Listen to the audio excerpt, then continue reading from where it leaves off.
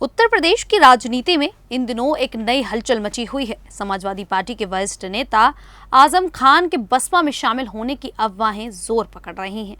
चर्चा तब तेज हुई जब बसपा की सुप्रीमो मायावती के सबसे करीबी और पार्टी के इकलौते विधायक उमाशंकर सिंह ने एक बड़ा बयान दिया। उन्होंने कहा कि अगर आजम खान बसपा में आते हैं तो उनका हार्दिक स्वागत है और इससे पार्टी और भी ज्यादा मजबूत हो जाएगी। ये बयान आजम खान की पत्नी तंजीन फातिमा की बसपा के किसी बड़े नेता से कथित मुलाकात के बाद आया है।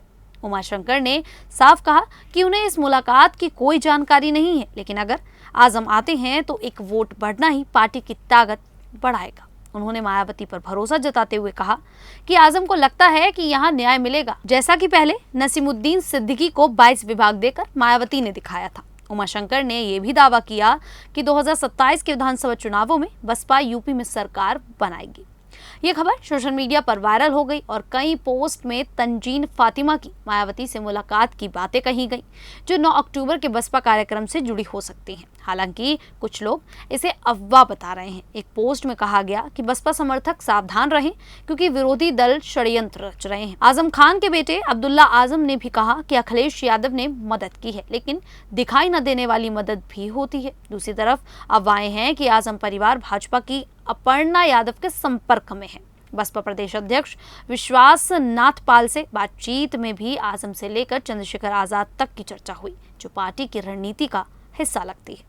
आजम खान यूपी की राजनीति के एक बड़े मुस्लिम चेहरे हैं। वे 1980 के दशक से सक्रिय हैं और मुलायम सिंह यादव के करीबी रहे हैं। सपा में वे सुपर सीएम कहलाते थे क्योंकि 2012 और 2017 की अखिलेश सरकार में उनके पास 9 से 10 मंत्रालय थे। वे रामपुर से सांसद और विधायक रह चुके हैं, लेकिन 2019 से उनकी मुश्किलें बढ़ी। कई आपराधिक मामलों में फंसकर वे जेल पहुंचे। 2023 में हाई कोर्ट ने उन्हें जमानत दी, लेकिन 2024 में फिर गिरफ्तार कर लिया गया।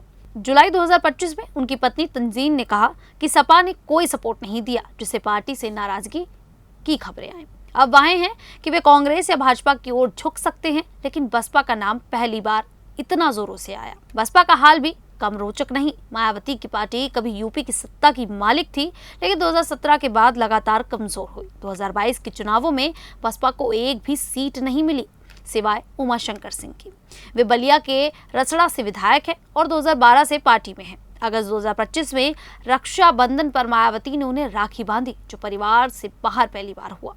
ये उनके करीबी रिश्ते को दिखाता है। उमाशंकर गरीब लड़कियों की सामूहिक शादियां करवाते हैं और पार्टी के लिए वफादार है। मायावती ने 2007 से 2012 की अपनी सरकार में मुस्लिम नेता नसीमुद्दीन सिद्दीकी को 22 विभाग दिए थे, जो अल्पसंख्यक समुदाय के प्रति उनकी नीति का प्रतीक था। उमाशंकर का बयान इसी को दोहराता है कि बसपा मुस्लिमों को न्याय देगी।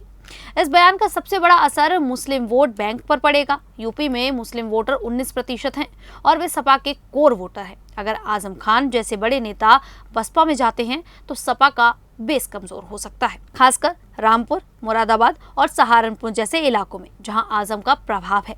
दूसरी तरफ बसपा के लिए ये वरदान हो सकता है। पार्टी दलित मुस्लिम गठजोड़ की कोशिश कर रही है।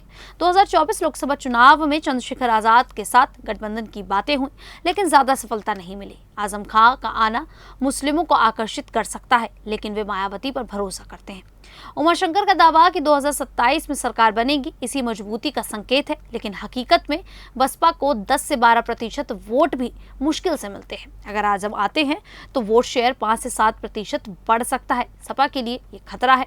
अखिलेश यादव पहले ही पीडीएफ फॉर्मूले पर जोर दे रहे हैं। जुलाई 2025 में तंजीन के बयान से पार्टी में दरार की बातें हुई। अगर आजम चले जाते हैं तो अन्य मुस्लिम नेता जैसे सलीम शेरवानी या शाहिद अखलाक भी सोच सकते हैं, लेकिन कुछ पोस्ट कहती हैं कि आजम कहीं नहीं जाएंगे, बस नाराजगी है। भाजपा को भी फायदा हो सकता है अगर मुस्लिम वोट बटे तो। कुल मिलाकर यूपी में 2027 चुनाव नजदीक है, जहां भाजपा 300+ सीटों का लक्ष्य रखेगी। विपक्षी दल गठबंधन की तलाश में है। अगर आजम खान बसपा में जाते हैं तो इंडिया गठबंधन कमजोर हो सकता है। मायावती की चुप्पी भी गौर करने लायक है। वे अक्सर ऐसे मौकों पर इंतजार करती हैं। उमाशंकर का बयान पार्टी का आधिकारिक संकेत लगता है, लेकिन अफवाहें भी हैं कि ये भाजपा का खेल है ताकि सपा कमजोर हो। खैर, इस पूरे मुद्दे को लेकर आप लोगों को क्या लगता है? क्या सच में आजम खान बसपा में जा सकते हैं? आप हमें कमेंट करके अपनी राय जरूर दें। अभी के लिए इतना ही, फिर हाजिर होंगे ऐसी ही देश और दुनिया से जुड़ी बड़ी खबरों के साथ। तब तक के लिए देखते रहिए द न्यूज़ 15 यूपी।